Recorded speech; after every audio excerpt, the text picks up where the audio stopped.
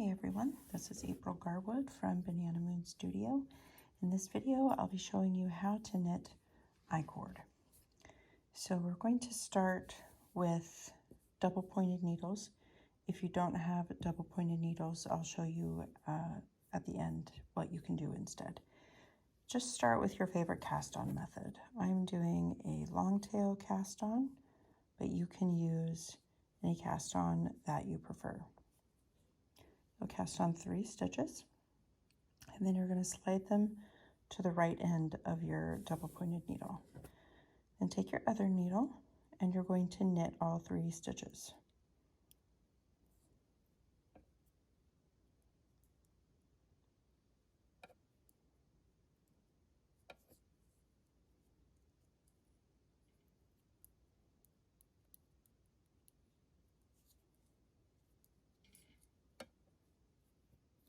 All right, I've knit all 3.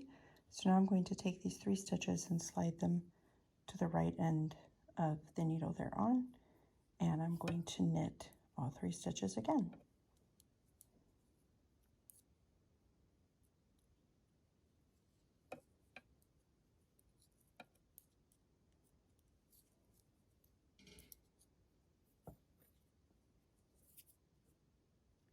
And again, I'll slide them down and I'll knit them again.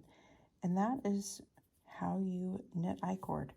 You're just going to over and over knit all 3 stitches and then slide them to the right end of your double pointed needle.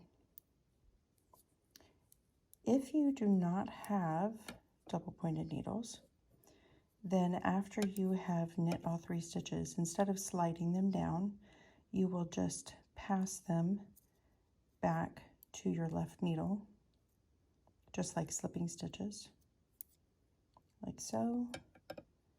We'll kind of want to pull that tight, and then you're ready to knit them again.